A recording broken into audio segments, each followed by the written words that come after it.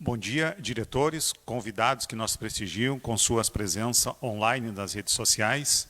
Agradeço aos colaboradores da CISB, na presença do nosso gerente Alex, cumprimento por seus excelentes trabalhos em prol de nossos associados.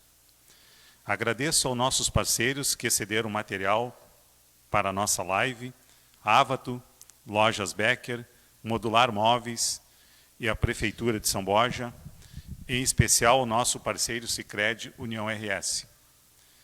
Colega Pedro Boucher, representando o CDL neste ato. Em seu nome, saúdo nosso prefeito municipal, Eduardo Bonotto, que muito nos honra com a sua conquista como presidente da FAMUR.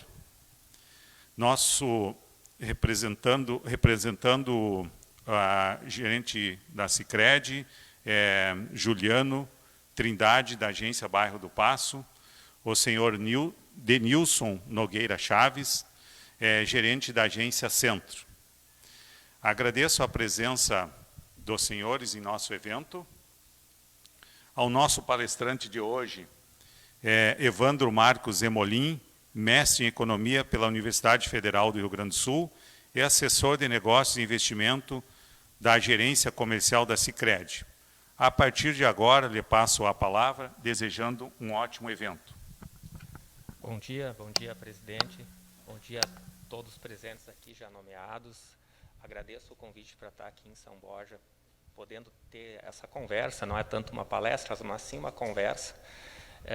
De imediato, já vou começar a passar alguns dados desse cenário econômico, que é o intuito da nossa conversa aqui hoje. Começando a falar um pouco sobre o cenário internacional, porque o principal evento que ainda está permeando o mercado já há algum tempo, desde o ano passado, é a questão da Covid. Então, não vamos nos delongar falando muito sobre isso, mas ele é o ponto de partida para qualquer discussão sobre perspectiva econômica, tendo em vista esses impactos que essa pandemia trouxe.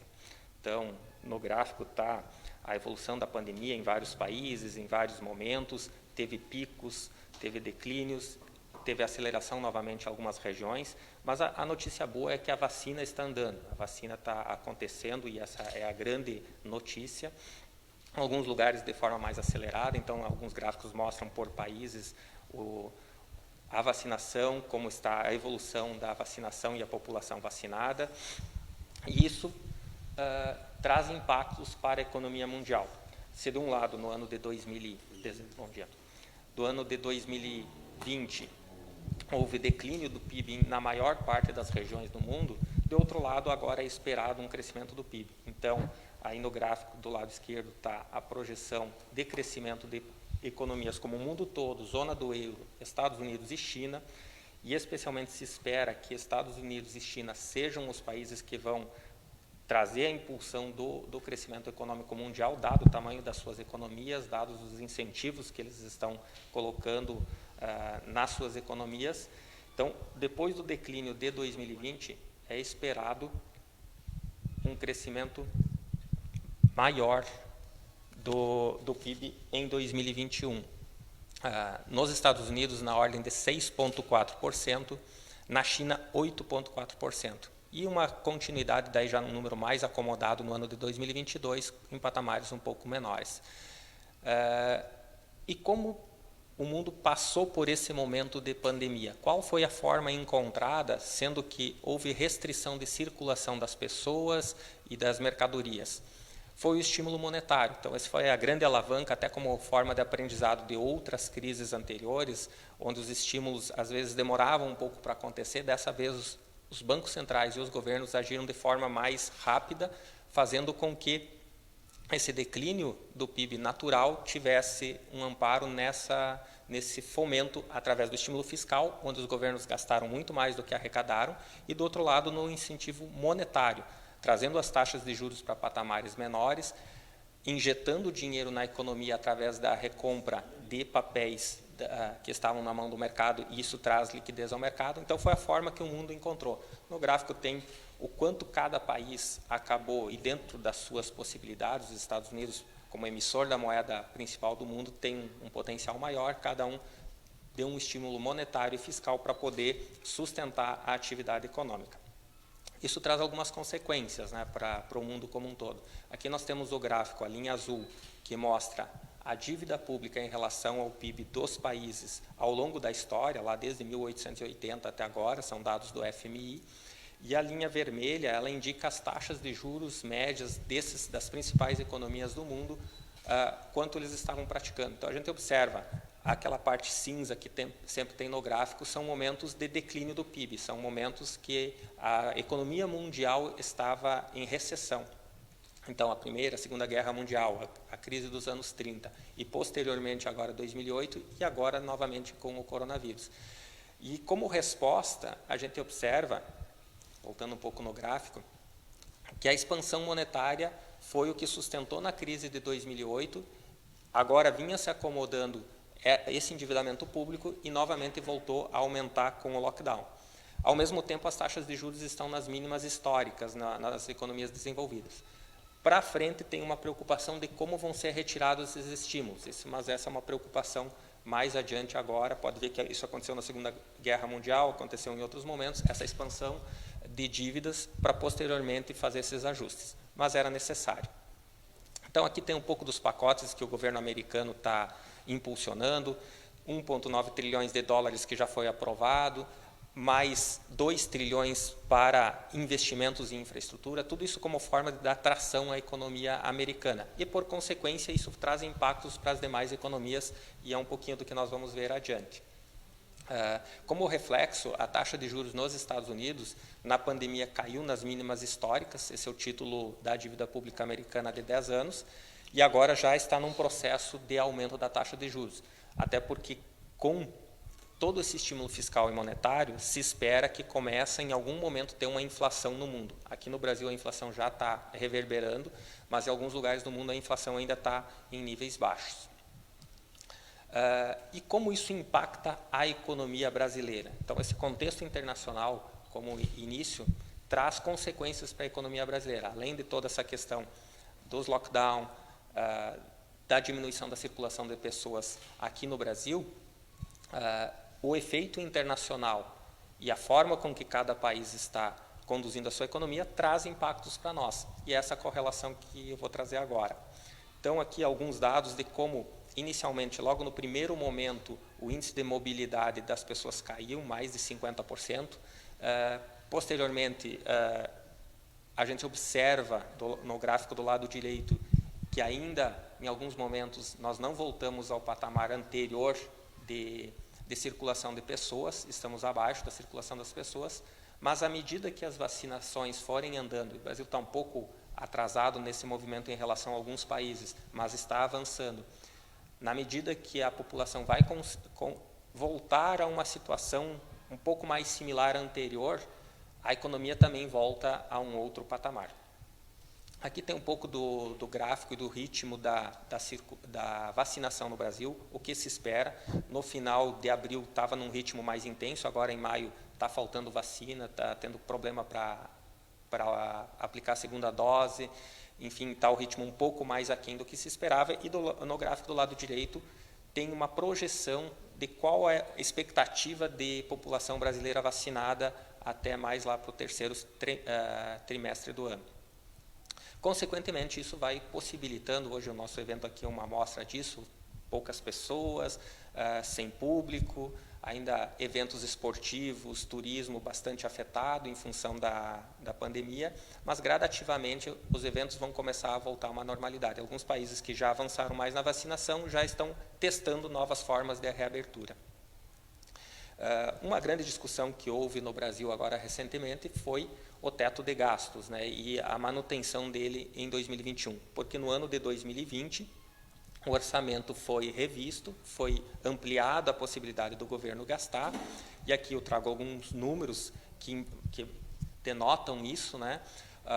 No ano de 2020 o governo, pela questão da Covid, tinha orçado mais 604 bilhões de gasto, o governo federal, e os dados da própria Tesouro Nacional indicam que já foram pagos 524 bilhões. Para 2021, o orçamento é na faixa de 100 bilhões, ou seja, bem menor, e já foi pago 21 bilhões de reais.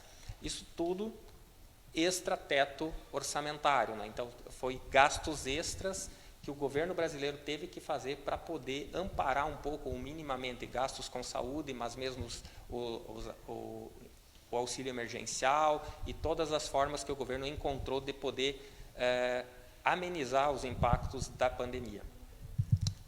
E isso traz uma consequência, né? Como o orçamento já estava abaixo do equilíbrio, ou seja, havia déficit fiscal, e ele vinha gradativamente sendo diminuído, no ano de 2020 o déficit fiscal do governo federal foi na ordem de 10% do PIB, aproximadamente. E é esperado para 2021 um déficit na ordem de 13,5% do PIB.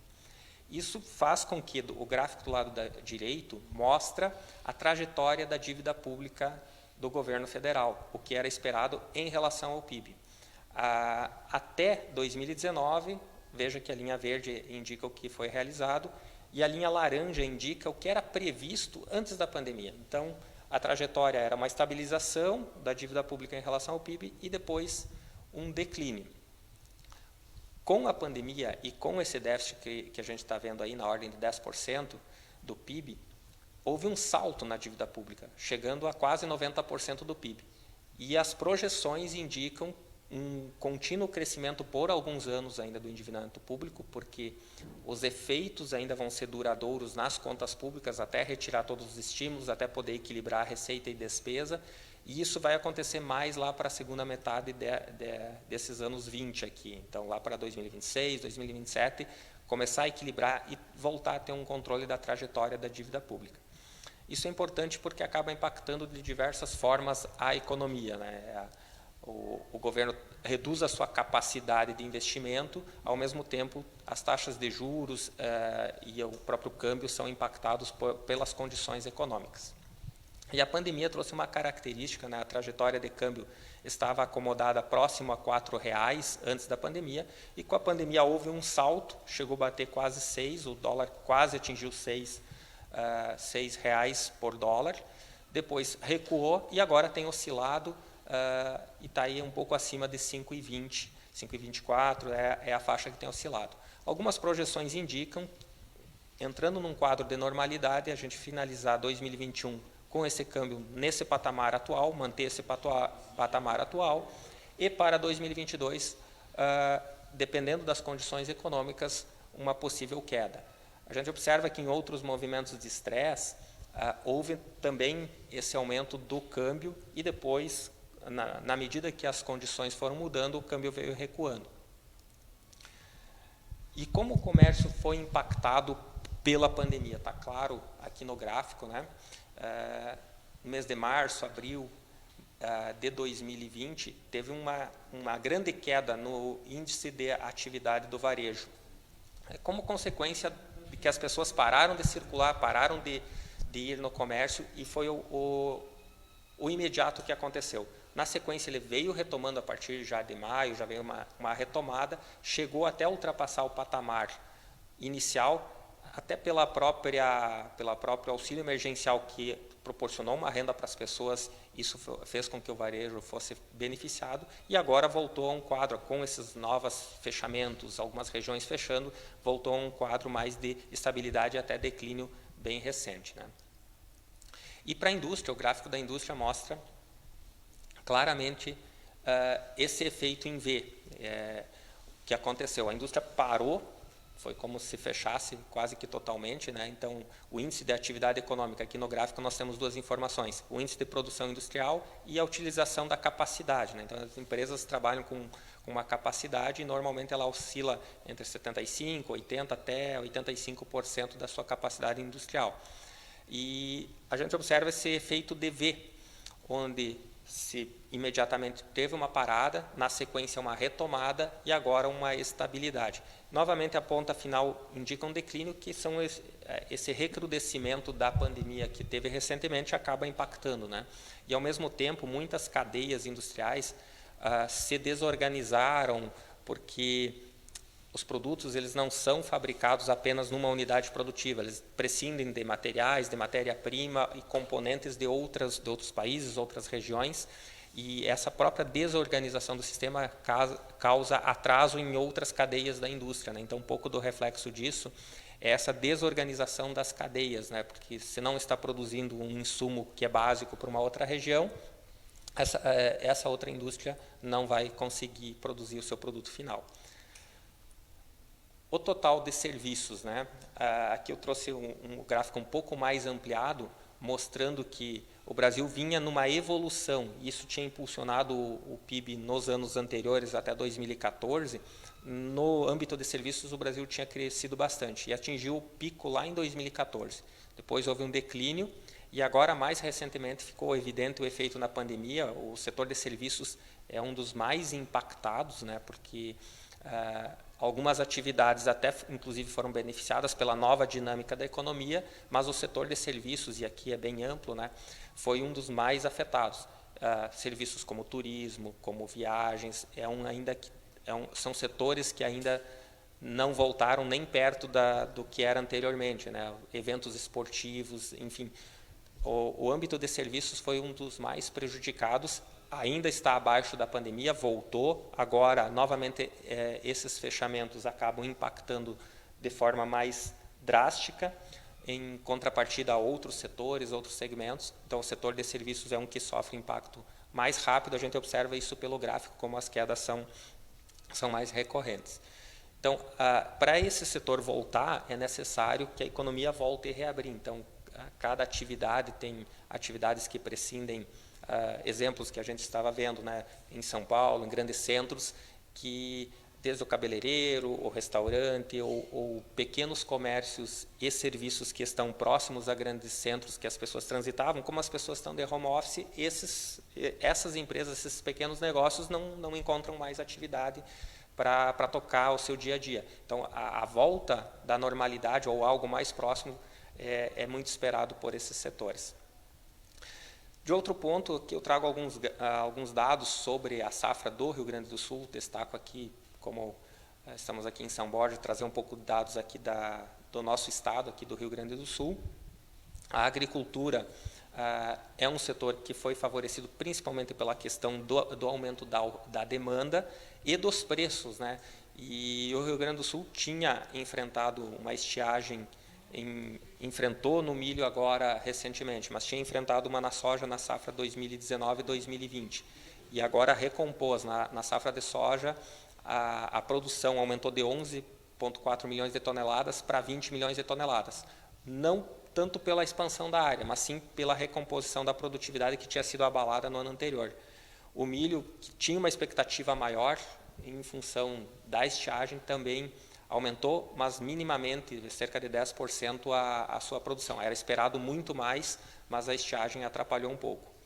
Arroz também teve uma produção maior, e no total o Rio Grande do Sul produziu 36, vai produzir nessa safra 2020, 2021, ainda os dados não estão totalmente fechados, esses são dados da Conab, com o acompanhamento das safras atuais, então tem muita coisa ainda para contabilizar, mas a estimativa é que seja, em termos de volume produzido, 36 milhões de toneladas neste ano de 2021.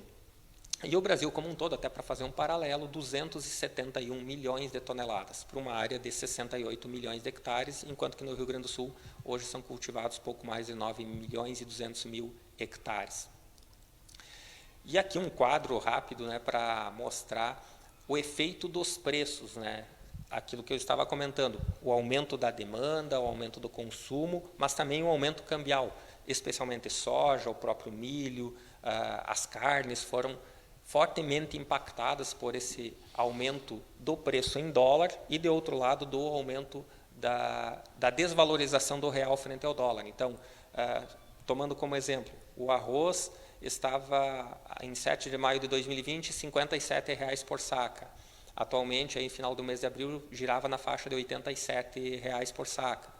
O milho, que estava 45, hoje 90, 95 até em alguns pontos. Soja de 97 para 164, 170 e assim por diante. Então, observa-se um aumento de quase todos esses produtos que são produzidos aqui no Rio Grande do Sul. Tem outras regiões que produzem outras culturas que não tiveram um aumento tão expressivo, né? Mas aqui no Rio Grande do Sul foi bastante beneficiado pelo aumento do valor em dólar e, ao mesmo tempo, pela desvalorização cambial.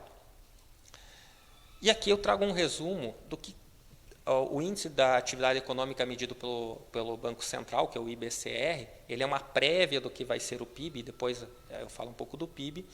Então, observa que a soma de todas essas atividades que a gente falou anteriormente virou um V, que foi um declínio muito acentuado de forma rápida, depois uma recuperação e agora, inclusive, já o índice de atividade, de uma forma geral, está acima já do que foi pré-pandemia.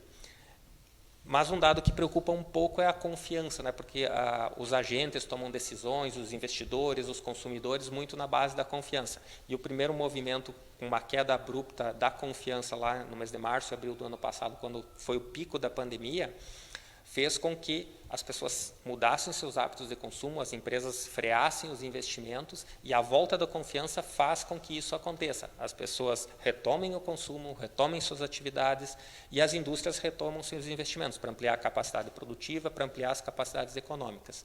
E agora, com essa segunda onda, digamos assim, da pandemia, Rio Grande do Sul ficou um grande momento em bandeira preta, cai novamente a confiança e isso acaba impactando as atividades econômicas também. E aqui um quadro que vai resumir um pouco do que se espera, se a gente juntar todos os números da economia brasileira, refletido no PIB. Então, a gente falou um pouco, passou por cada segmento, por cada setor, para ter uma dinâmica de cada um deles, e o PIB é a soma de tudo isso. Então, o Brasil vinha numa expectativa de um crescimento do PIB na ordem de 3% em 2020, e, infelizmente, teve um declínio de 4,1%, a despeito de todos esses estímulos que foram feitos, tanto fiscais e monetários, com a redução da taxa de juros para a mínima histórica. Com isso, ainda assim, o PIB foi contabilizado 4,1% a menos. É esperado um crescimento de 3,2% esse ano, de 1,6% ou até mais, agora já esse número está um pouquinho defasado, já estão sendo revistas projeções, algo mais na ordem de 2% para 2022. E o que isso impacta em cenário de juros e inflação, que isso vai permear o nosso dia a dia? A inflação, no pico da pandemia, veio muito abaixo, até mesmo porque o consumo reduziu, é natural que a inflação ela reduza. Mas ela agora vem acelerando, e quando a gente abre os números da inflação, observa que serviços, como vocês viram, é correlacionado. Como a atividade de serviços ainda está baixa, não tem uma pressão muito alta de preços. A indústria também está num equilíbrio. Mas, especialmente, a alimentação está puxando a inflação para cima, né? Porque arroz, insumos, carnes têm subido, elas têm trazido a inflação para cima. E num comparativo do preço que chegou ao varejo, os alimentos subiram 17,6%, enquanto que no atacado 49%. Então, isso indica que ainda tem uma certa pressão inflacionária ao consumidor, que foi registrada no IGPM, mas que ainda não está no IPCA, não está naquela inflação ao consumidor final. E muito disso é porque o índice de commodities, o que são commodities? São vários insumos que são utilizados em várias cadeias produtivas. E neles estão soja, milho, minério de ferro, petróleo. Eles tiveram uma alta não só em reais, mas em dólar também. Aquele primeiro gráfico que eu mostrei, um dos primeiros gráficos onde falava os Estados Unidos crescendo forte, a China crescendo forte, ou a União Europeia também crescendo, começam a demandar mais commodities e houve hoje um aumento muito grande. Minério de ferro estava, antes da pandemia, tinha batido $120, caiu para $100 a tonelada. Hoje passou de $200 por tonelada. Então, além da desvalorização do câmbio, nós temos esse aumento do preço em dólar. Soja estava $8, $9 o bushel, hoje $15, $16 o bushel. Milho, $4 o bushel, hoje $6,70, mais ou menos nessa faixa. Então, um aumento expressivo, e isso indica no índice de commodities. Apesar de que o petróleo, que é uma das commodities que está dentro do índice, não está longe do seu pico histórico. O seu pico histórico foi pré-crise de 2008, quando bateu mais de $140 por barril. Os últimos anos, desde o shale gas, a partir de 2015 nos Estados Unidos, que trouxe mais oferta ao mercado, acomodou num patamar aí abaixo de $80, $70, 60. Pré-pandemia estava 65, 68. Na pandemia caiu bastante, agora voltou num patamar de 68, $70 o barril. Mas ainda bem aquém de picos históricos. Então, é um ponto de preocupação se o petróleo, como ele permeia várias cadeias produtivas, influencia no transporte, mas não só no transporte, em produtos plásticos, em produtos petroquímicos. Se o petróleo tiver uma escalada similar ao que teve o minério, isso é uma preocupação, pode encarecer bastante os custos de produção. E aqui um resumo do IPCA do brasileiro. Agora a gente está vendo uma aceleração, inclusive o acumulado está 6,76, se espera que os próximos meses no acumulado chegue a 7,80, 7,89 e decline mais para o final do ano e para o ano que vem. E com isso, a taxa Selic que o Banco Central vai utilizar para calibrar a política econômica tende a subir. Então, a gente já tem visto esse movimento. Em função da pandemia, a Selic veio a um patamar de 2%, mas agora, neste movimento de inflação, pressões inflacionárias, reabertura da economia, a tendência é que o Banco Central ele já elevou a Selic para 13,5%, ele tem sinalizado para a próxima reunião, que é em junho, meados de junho, elevar para 4,25%, e aí o mercado está precificando uma Selic de 5,25%, 5,5%. Agora, na última pesquisa Focus, já sinalizou até 6% ao ano, neste ano, e alguma coisa nesse sentido para o ano que vem. Aqui eu trago o quadro resumo do que é esperado na pesquisa Focus. Aquele quadro anterior era uma elaboração própria do nosso Departamento de Economia, mas a gente já está revendo em função de que rapidamente a inflação está permeando e vindo para a economia, especialmente com preços de alimentos elevados, preços de minério elevados. Isso faz com que talvez o Banco Central tenha que aumentar a Selic de uma forma um pouco mais rápida do que se previa. Hoje está sendo previsto uma Selic para o final do ano na ordem de 5,25, 5,5. Então, pessoal, era um pouco disso. Era dar um panorama geral, era poder entrar em alguns setores, e fico aberto a debater, a conversar, a trazer esclarecimentos sobre mais algum ponto. Obrigado pela presença aí, representando nosso presidente da Câmara, Jefferson Almerich. Coloco a palavra agora à disposição dos senhores aqui presentes, dos nossos diretores online, quem estão participando nas nossas redes sociais. Algum questionamento aí? Por gentileza. Juliano.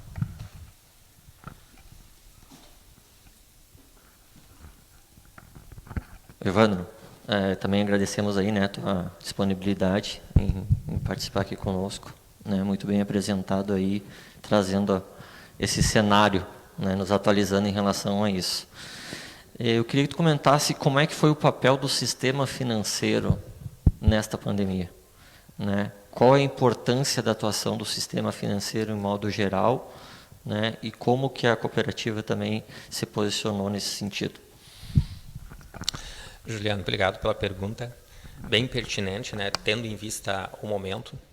E como eu mencionei, o Banco Central como capitão, vamos colocar dessa forma, do sistema financeiro nacional, do ponto de vista de liquidez, ele tentou proporcionar liquidez. Então, baixou a taxa de juros da Selic chegando a 2%, que foi o que a gente acompanhou, justamente para que, além das questões fiscais que o governo estava ampliando os gastos, que o mercado financeiro operasse e pudesse auxiliar nessa retomada. Então, o papel do Banco Central foi esse, e das instituições financeiras era poder oferecer esse crédito. Num primeiro momento, o que a gente notou, grandes instituições financeiras, eles até frearam um pouco o crédito, na expectativa do aumento da inadimplência. Então, como uma forma de proteção, eles prorrogaram algumas operações, mas não ofereceram muito crédito novo. Ao contrário, os sistemas cooperativos, especialmente a Sicredi, ela agiu no sentido diferente. Ela ampliou o apoio, o atendimento, tanto presencial, aumentando a escala de horários para poder ter um atendimento presencial, mas também oferecendo linhas, né, e várias linhas de crédito, ampliando o seu volume de financiamento, tanto que a nossa cooperativa expandiu bastante o volume de financiamento. Então, houve diferentes ações de acordo com a instituição financeira. Algumas se precaveram para não aumentar o risco das suas carteiras de crédito e frearam o crédito, e, em contrapartida, o sistema cooperativo ele ampliou o crédito oferecido à população e às empresas. Obrigado, Evandro. Evandro, outra pergunta aqui que a gente tem aqui, ó. Quais desafios do comércio, especialmente para as lojas físicas, neste ambiente de transformação, onde grandes centros de distribuição estão sendo montados, para atender, inclusive, vendas online? O que nos impacta isso aí na economia? Né? Que a gente está vendo que é uma tendência muito grande de mercado, mas a gente está bastante preocupado com isso aí. Obrigado, presidente, pela pergunta bem pertinente, dado o momento, né? As transformações dos negócios, elas vão acontecendo ao longo do tempo, e a gente vê o advento do computador nos anos 80 e 90, como isso transformou. A internet começou engatinhando aqui no Brasil nos anos 2000, em outros países um pouquinho antes, e já havia uma tendência do consumo online. E a pandemia veio acelerar um pouco isso, né? Então, pessoas que não estavam olhando para isso, estão presos dentro de casa, não conseguem sair, qual a alternativa que eu tenho? E esse processo acelerou.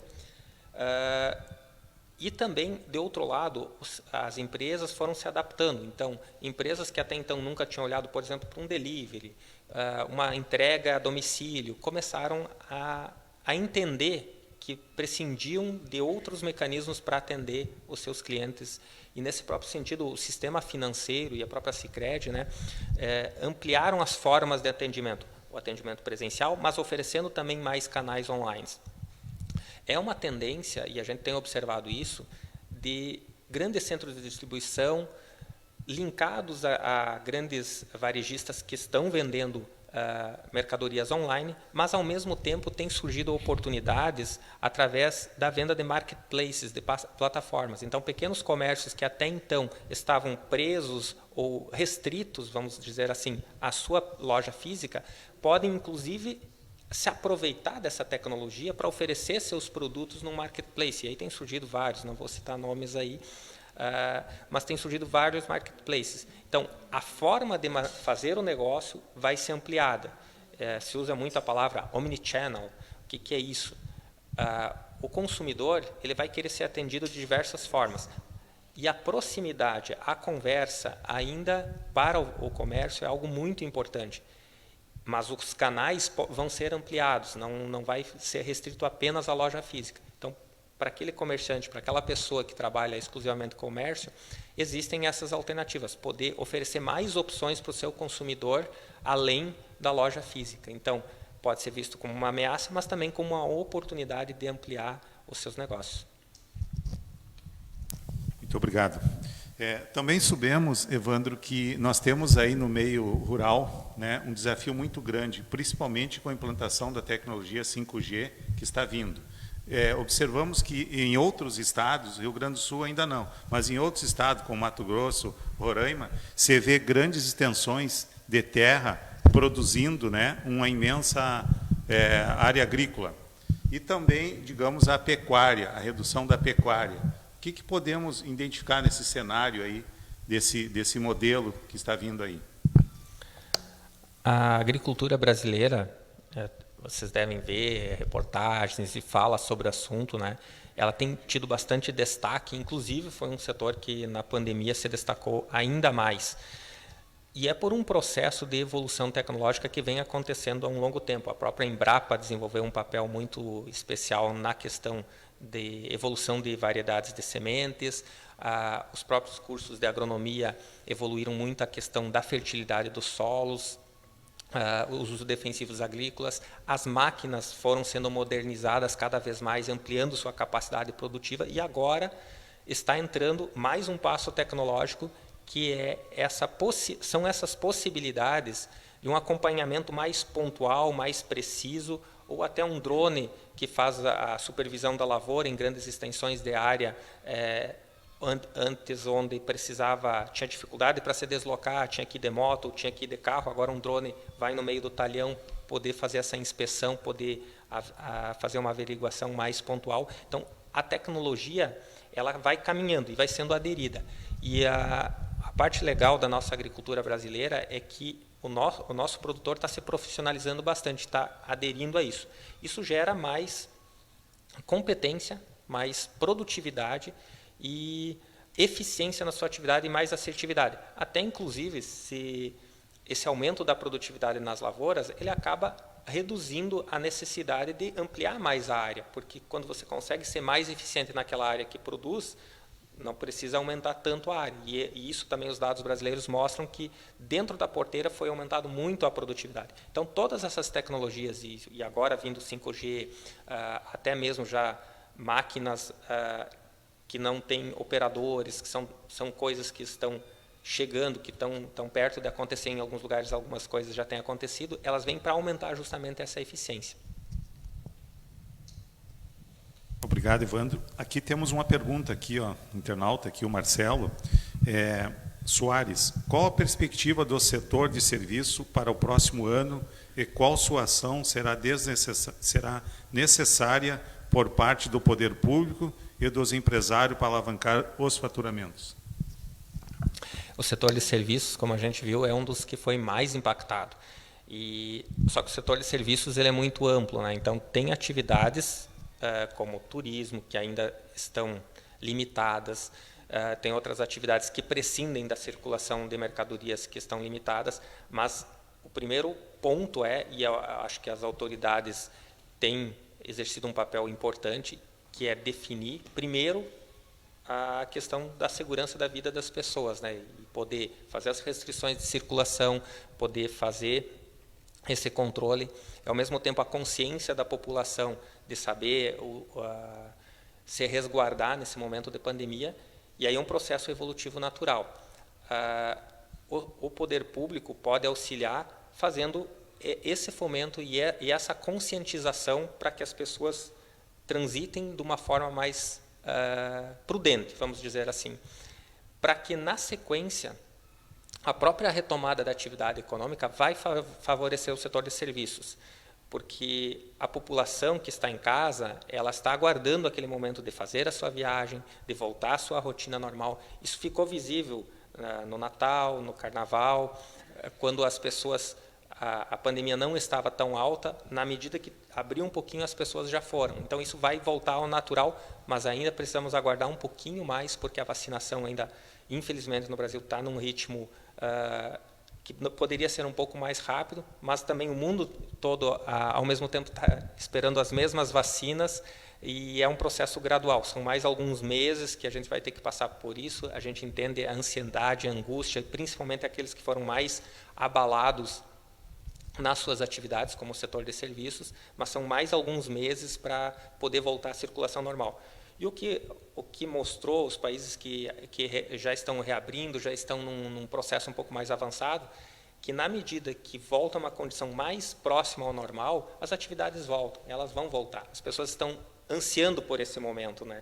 Inclusive, às vezes até se descuidando um pouco, mas estão ansiando por esse momento, e aí vai favorecer muito o setor de serviços, e ele vai voltar a crescer muito forte na medida que os lockdowns, que as restrições foram sendo reduzidas. Por falar em poder público, né? Passamos a palavra aqui ao nosso prefeito. Bom dia, boa tarde. Parabenizar o presidente Neronei e a CISB pelo evento. Também CDL, aqui representado pelo Pedro Boucher. Ao Sicredi, ao Evandro, também aos nossos gerentes das unidades do Centro e Passo. E, ao mesmo tempo, também o vereador Jefferson, representando a Câmara de Vereadores, pelo evento organizado hoje. O que nós observamos que também nós tivemos um avanço ou uma antecipação tecnológica de no mínimo uns 10 a 20 anos, na qual nós tivemos que nos adaptar até a sistemas que já estavam disponíveis a nós mesmos. E isso traz também uma visão muito ampla, não somente para nós, dentro do nosso sistema cotidiano, de empresas, de poder público, de sociedade como um todo, mas também para o próprio sistema bancário. E isso é extremamente também importante para a evolução que todos nós devemos acompanhar, como lojistas, como empresários, como indústrias, como produtores rurais. E isso vai ser um know-how que vai ter continuidade daqui para frente. Ao mesmo tempo, nós também temos que observar, diante de todos os números levantados, né, Evandro, que mostra, né, um país que fez frente a uma pandemia. em que pese as críticas políticas partidárias, e aqui a gente não vem a casos pontuais, mas se vê que o país não ficou aquém de tentar fazer frente a uma demanda extremamente importante de recursos sendo investidos, e aqui nós temos o senador Luiz Carlos Reis, que é aqui de São Borja, que a gente acompanha o trabalho, mas que a gente vê que um poder público a nível federal que fez frente, buscando dar suporte, não a todos os setores, mas buscando, né, elencar setores que seriam importantes para, não digo aquecer a economia, mas para tentar manter o país sobrevivendo dentro dessas condições que nós passamos no ano 2020 e que ainda nós estamos dentro de uma incógnita no ano 2021. A vacinação está avançando, às vezes com algumas dificuldades, mas entendemos que estamos bem mais à frente que outros países. Daí, claro, não podemos comparar o Brasil com os Estados Unidos, jamais. Temos que comparar com a nossa própria realidade, né? Então, o país vem avançando dentro das dificuldades que nós possuímos, mas olhamos para o lado, olhamos para outros países, olhamos para outras situações, e aí a gente vê que também nós estamos bem posicionados. Ao mesmo tempo, se buscou vislumbrar durante esse período da pandemia, de toda uma dificuldade socioeconômica que o país passou no ano 2020, está passando em 2021, a solidez do sistema bancário. A segurança, né, a segurança da população, em que pese cada instituição, o Sicredi tem a política dela, como os outros têm as suas políticas de trabalho, mas se buscou perceber que teve uma segurança no sistema bancário que também fez frente à própria pandemia, cada um com as suas peculiaridades. E o que a gente observa como local, e a gente tem que sempre olhar a aldeia, né? Nós temos um município, a nossa região, o nosso estado e o nosso país, na qual o setor primário, principalmente a produção de grãos, traz, né, uma pujança muito grande. E os municípios, os estados que têm na produção primária, na produção de grãos, vão ter uma retomada econômica bem à frente daqueles locais onde a indústria está à frente e os serviços também ao mesmo tempo. Diante desse aspecto, né, então a nossa perspectiva é o olhar do sistema bancário para esses locais e para essas conjunturas regionais e estaduais que têm esse potencial de retomada da economia, mesmo nós observando, né, setores industriais, às vezes, com alguma dificuldade na produção, a questão hoje da dificuldade de fornecimento de alguns insumos, seja para a questão da construção civil ou de outros setores. O setor industrial ele vem num passo diferente do que nós estamos tendo na produção de grãos, e na agricultura e na pecuária. E o viés do sistema bancário vendo, né, como perspectiva, né, da retomada da economia pós-pandemia, numa demanda muito importante que localmente nós vemos que a propulsão da economia no nosso estado e no nosso país vai sair de um primeiro momento da produção agrícola para depois também dar suporte para o setor industrial e de serviços. Então, nesse sentido, temos que fazer esse retrospecto, porque nós temos que olhar também a tecnologia avançando, 5G, mas como um contexto geral, não somente no campo, mas na cidade. E o sistema bancário também evoluiu e vai continuar evoluindo, e isso é uma percepção. E a questão nossa, né, do setor primário como ser alavanca da economia do Estado e do país, e também, ao mesmo tempo, que o reflexo seja importante dentro da sociedade, dentro do comércio, dentro da geração de emprego e renda para as nossas populações.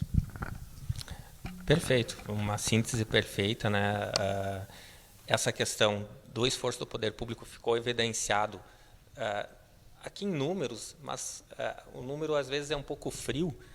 Ali está 500 e poucos bilhões, mais 100 bilhões, mas olha, isso era de um orçamento que não se tinha, né? Então isso mostra um grande esforço. Lógico, os Estados Unidos têm a sua capacidade, a Europa tem a sua capacidade, mas dentro da capacidade do Brasil foi feito todo um esforço aqui num número, mas muito mais pelo trabalho de cada prefeito, de cada governador, de cada vereador, de cada assessoria dentro dos municípios, que pôde fazer, aumentar o número de leitos, poder fazer chegar essa assistência à população, seja ela na forma do recurso que chegou, seja do financiamento que foi liberado, mas especialmente daquilo que é mais importante, que é o atendimento às demandas, que é a vida da pessoa que está ali. É isso que é o mais importante, isso ficou evidenciado desse ponto. Essa aceleração do desenvolvimento, e voltando para a agricultura, que bom que a agricultura conseguiu se beneficiar disso, e isso irradia para outros setores. E na medida que nós formos transcorrendo esse pior momento que passou, que ainda está nos incomodando, né, mas que ele vai atenuando na sequência, os outros setores vão sentir isso.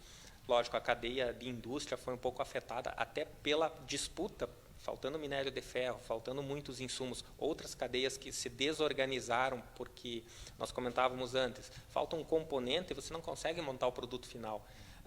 Uma colheitadeira, um trator, um veículo, faltar meia dúzia de componentes, não sai o produto final, né? Então, muitas cadeias se desorganizaram e, nessa retomada, a indústria não consegue estar encadeada da mesma forma. Então, cada setor foi impactado de uma forma diferente, né? E, de novo, a angústia de cada um querer voltar, né? Na medida que todo esse esforço está sendo feito, as coisas vão acontecer logo ali na frente, e isso que é o bacana de perceber que todo mundo se engajou, de governo, instituições financeiras. Agora as instituições financeiras, como eu comentei antes, né? O próprio Banco Central reduziu a taxa de juros, foi ampliado o crédito, e para 2021 agora, na medida que tem mais segurança, mais ainda, cada um da sua forma entrando e auxiliando nesse ponto de vista aí, para que as atividades voltem o investimento, volte o consumo de uma forma que era anterior. E somos nós, afinal, que vamos fazer esse PIB crescer e se desenvolver e acontecer. Mas muito bacana a sua abordagem. O nosso vice-presidente CDL agora, Pedro Boucher. Evandro, o que tem nos preocupado, né, o setor varejista, e preocupado o consumidor, como consumidor também, os aumentos, né, como você já estava, os aumentos dos produtos, né. Você colocou que se deve muito aos commodities, né. Além dos commodities que geraram todo esse aumento, né, de todos os preços, e aí eu já vou fazer uma segunda questão. Se deve-se somente aos commodities ou às questões internacionais? Por exemplo, nós vendemos produtos na nossa empresa que são importados também. E eles vieram com aumentos significativos, muito significativos. E agora, como os lojistas estão fazendo reposição de produtos, né, estão vendo e buscando argumentação para dar uma explicação para o nosso consumidor. O aumento foi muito significativo. E aí retomo a questão com você. Se deve somente aos commodities? E a segunda questão, qual é a perspectiva futura se isso volta aos patamares anteriores, né? Se tu me entendesse. Entendi muito bem. Bem pertinente a tua pergunta. Eu comentei das commodities justamente porque são elas que elas balizam o preço inicial dos insumos. A partir daí, a cadeia produtiva vai... cada uma tem uma composição diferente, e uma preocupação que eu sempre tenho é porque eu pontuei a questão do petróleo, porque o petróleo ele permeia toda a cadeia, seja via petroquímicos, seja via transporte, ele permeia toda a cadeia. Então, houve um aumento dessas commodities de um nível não esperado, não era esperado. O minério de ferro, as perspectivas eram 120, 140 dólares a tonelada. Bateu 200, 208. E, inclusive, agora o governo chinês estava vendo especulação com minério de ferro na China, e o governo chinês fez alguns freios, porque daí as pessoas que estavam especulando com o aumento, ele fez algumas restrições para que esse mercado financeiro também não agravasse ainda mais, porque não é só um problema para o Brasil, acaba sendo um problema para cada um dos países. Uma grande dúvida que está no mercado hoje se é o início de um super ciclo de commodities. Essa é uma grande dúvida. Houve um grande ciclo que foi de 2003 a 2008, depois atenuou isso e voltou a uma normalidade. Essa aceleração abrupta que teve agora, Estados Unidos com todos esses incentivos, China crescendo 8%, Europa voltando a crescer, Índia, perspectiva de crescimento, demanda muito em todos os insumos. De outro lado, aqui no Brasil, o dólar saiu de 4, foi quase a 6. Então, isso encarece produtos que estão dentro da cadeia.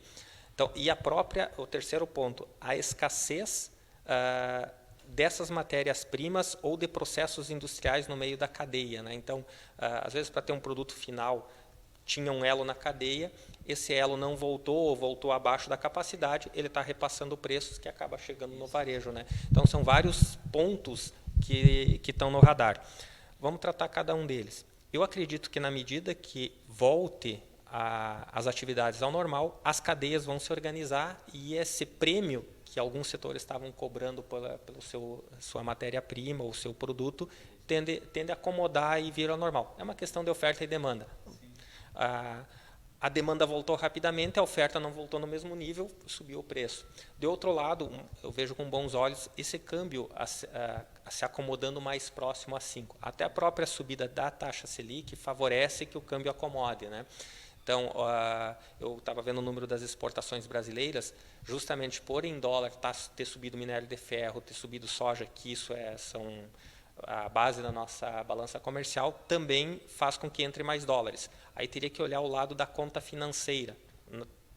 O investimento estrangeiro não está vindo com força. Isso poderia ajudar a atenuar esse efeito do dólar, que também na ponta do comércio, do varejo, o dólar mais baixo ajudaria a segurar os preços.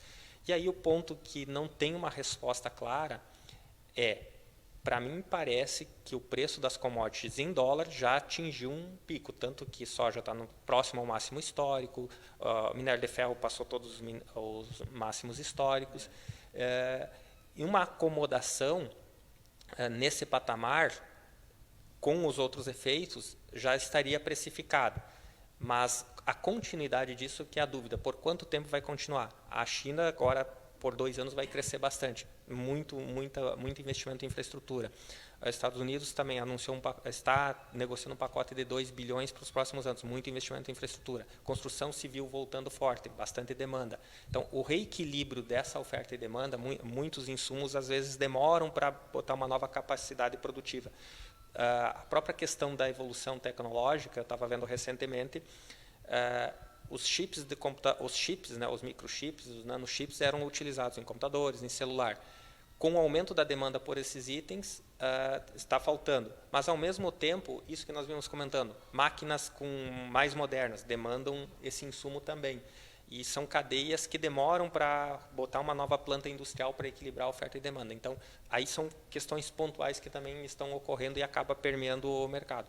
Mas tem um pouco de efeito represado no IPCA, mas daí mais para o consumidor como um todo, e não especificamente para o varejo, que são alguns preços que foram absorvidos pelo varejo, até como estava com a demanda mais fraca, ele absorveu, reduziu da margem nesse primeiro momento, mas que está ali, que o IGPM já está mostrando, que os preços dos alimentos estão mostrando, e ele está represado e pode ter mais um impacto, que é o que se prevê ali no gráfico, por mais alguns meses e atenuar logo ali na frente. Mas, pensando mais final 2021, 2022, a manutenção desse câmbio mais próximo a 5, a estabilidade no preço das commodities e a retomada da economia, fazer essa pressão inflacionária ceder e também favorecer o varejo, que ele, de certa forma, teve que absorver uma parte do aumento desse custo e não foi repassado ao consumidor. Obrigado. Por gentileza, presidente Jefferson Merich.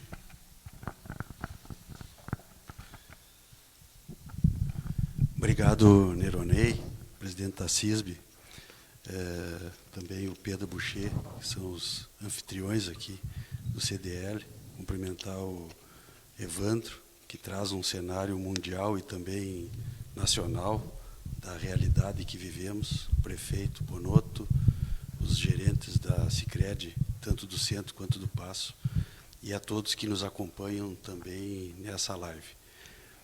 Mas represento aqui o Legislativo de São Borja, o presidente José Luiz, que nos pediu por estar num outro compromisso, não pôde estar presente, dizer que nós todos vivemos um cenário totalmente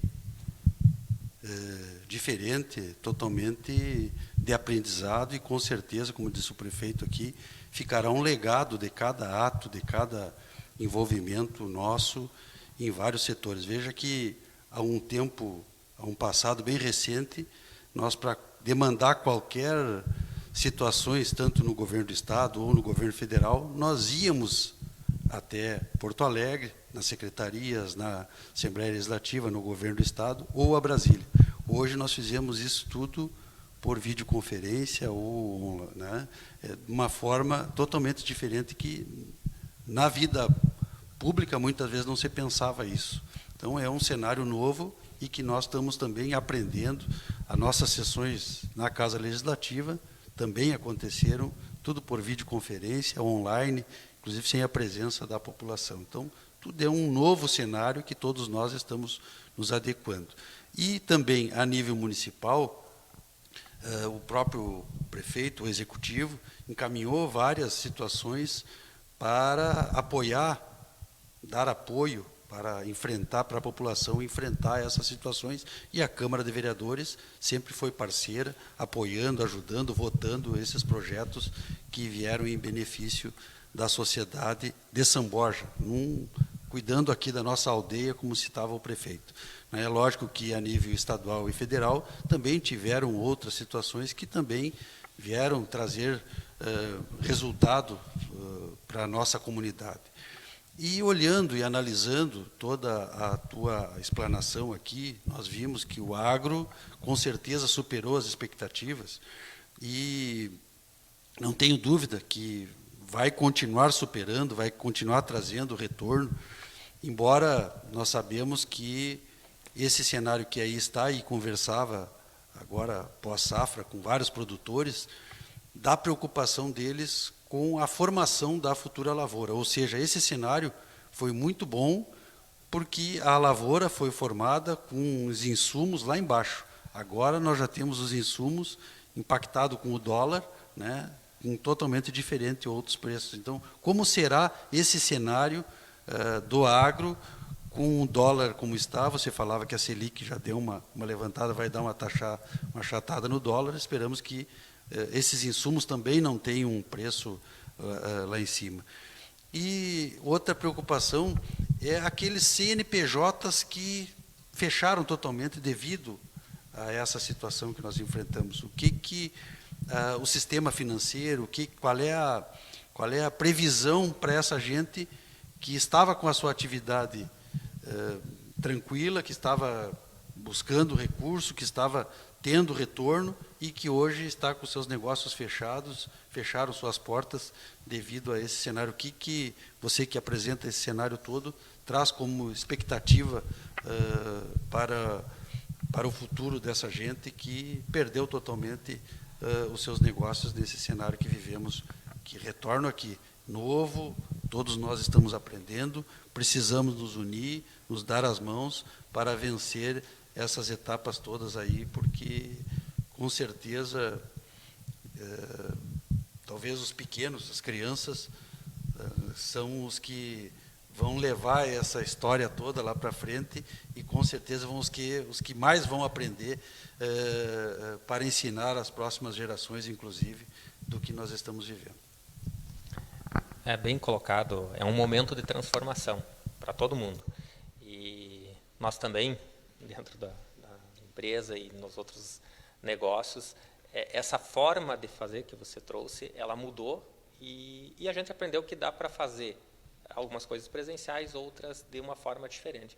E essas mudanças, elas vêm para implementar novas soluções. Então, não me parece que o mundo vai ser todo digital, mas também ele não vai ser todo presencial. Então, a gente vai poder... A gente explorou um pouco mais esses mecanismos. Um exemplo, essa palestra online aqui hoje, né? A gente está explorando um pouco mais. A tecnologia vai vir para agregar, né? Do ponto de vista do agro, com aquele produtor que está com o preço interessante, ele também consegue fazer uma conversão nesse momento do valor da sua produção em relação aos insumos que ele compra. Eu estava vendo a correlação, ela está bem interessante. Então,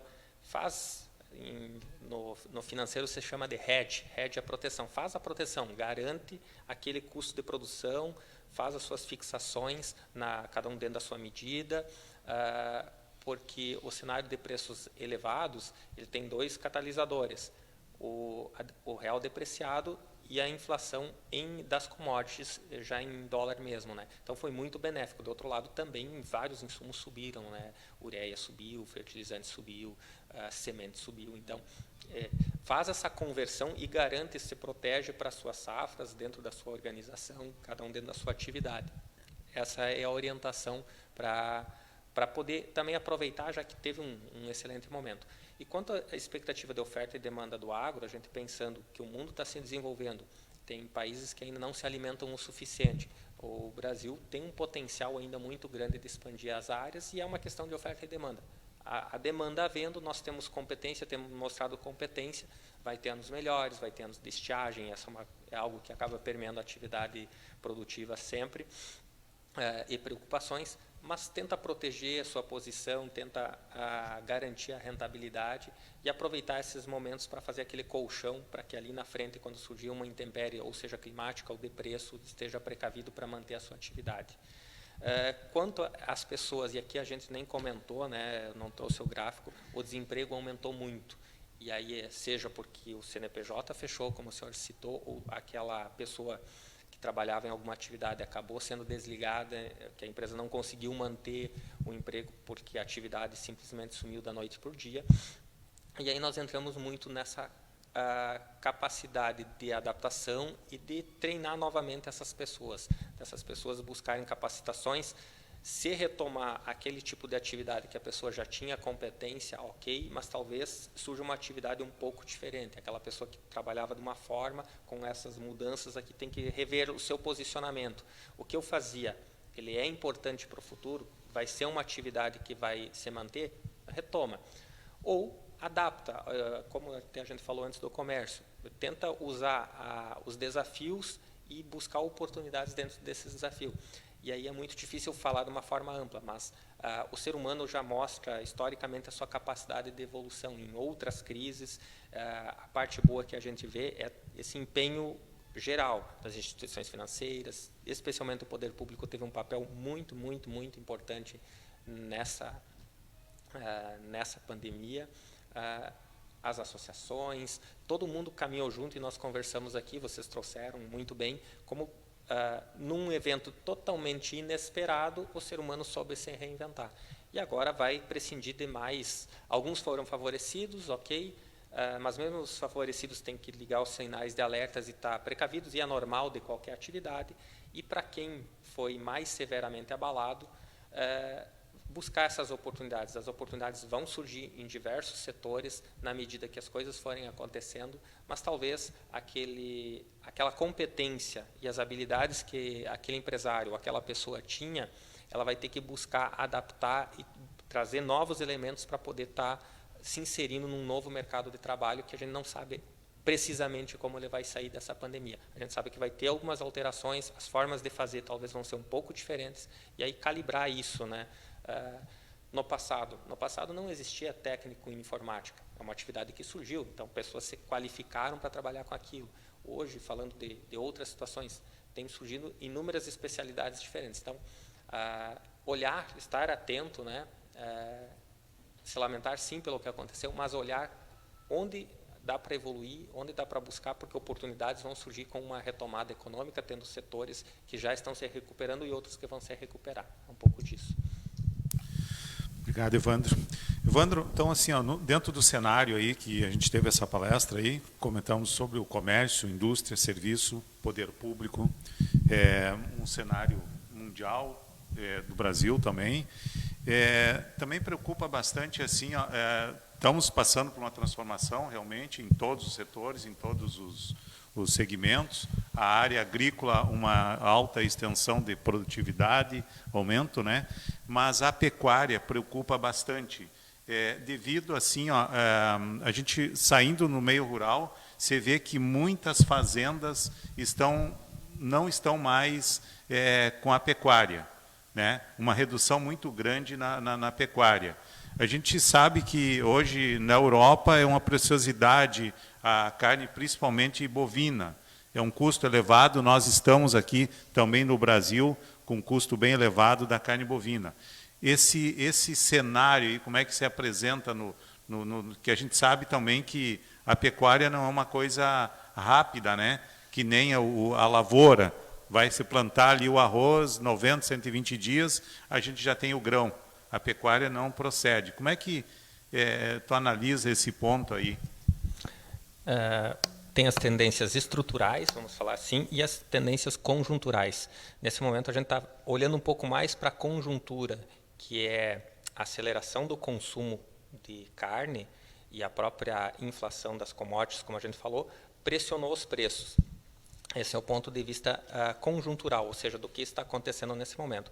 Em alguns países, como o Japão, a Europa, que você citou, a carne bovina ela já tem um preço bem mais elevado, tanto que a China é o maior consumidor de suíno, a carne de frango é uma das mais consumidas no mundo, que tem um preço mais em conta, né?